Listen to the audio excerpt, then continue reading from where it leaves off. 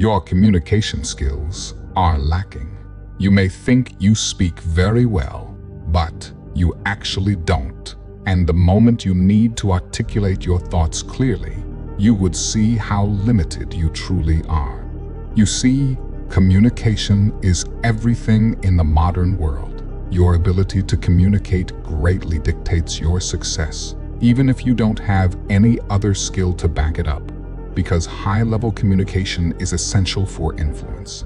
It can get people to understand you, respect you, and follow you to the end of the earth. You can't be a leader without it. The truth is, I used to suck at communication. I struggled forming clear sentences and making genuine connections with others. And because I was bad at it, I acted as if it wasn't important. My actions are more important than my way of communicating. That's what I convinced myself of to cope with reality.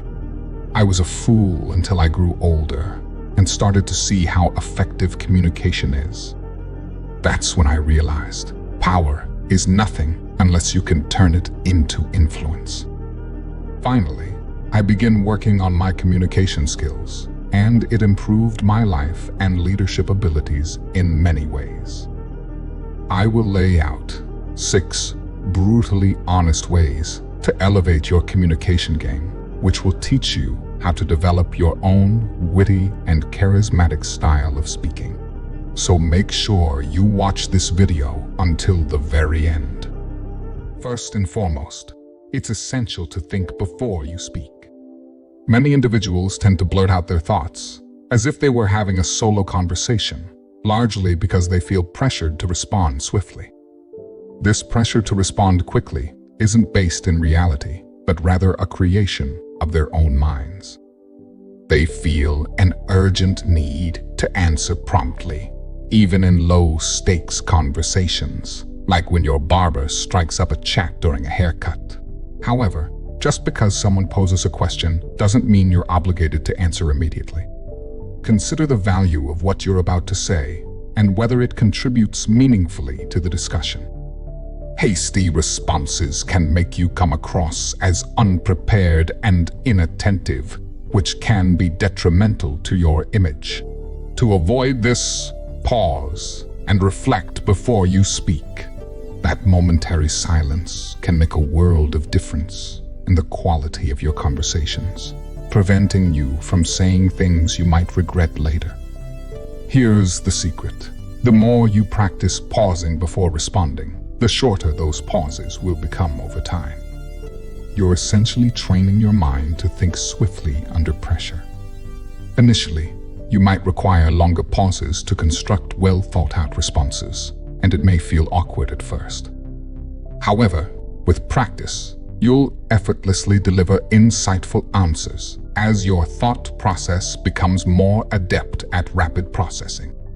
This is why you'll notice some individuals, whether in debates or podcasts, effortlessly delivering impactful responses. It's not due to memorization or extraordinary talent, but rather their proficiency in thinking before they speak. So, remember, thinking before you speak is the foundation of effective communication. Secondly, be mindful of your choice of words. Words carry weight, so you must pick your words carefully. Always consider how they might be received by the other person. It's not just about what the content of the words you're saying, but how that person would receive it. You see, the words you pick, combined with the tone you use to say those words, can make a night and day difference in how it gets received. Something you say with good intentions can be perceived as disrespectful or hostile merely because of the wrong choice of words and tonality. You must be tactful as well as respectful of other people's feelings. Do not misunderstand it. I'm not telling you to become overly sensitive or use indirect communication.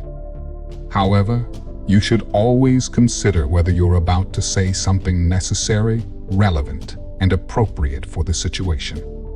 If it's not, Bite your tongue and save your thoughts for something more suitable. Remember, to become articulate is to become the master of your own tongue. Thirdly, master the art of listening. Shut up and listen. That's right. One of the most important ways to become better at communicating and gain influence is by being a good listener. Everyone likes to talk about themselves, and when you allow them to share things they love or enjoy talking about. Most people don't know this, but listening is actually the winning formula for influencing people. And it sounds easy, right? Well, it isn't. Being a good listener takes just as much skill as it takes to become a good speaker. So take time in learning and mastering this skill. Number 4, speak concisely. Most people talk a lot without saying anything. They don't know how to get to the point. A concise and direct approach to communication is highly valued because it shows respect for the listener's time and attention. Your speech becomes 10 times more powerful if you know how to get to the point with as few words as possible. Don't get me wrong, sometimes you need to explain things thoroughly and add a lot of details, but the same rule still applies. Leave out any information that is irrelevant and craft your words carefully. Don't use 10 words when you can convey your point with 2 or 3. You see, people tend to tune out when they feel like someone's wasting their time or not providing valuable information.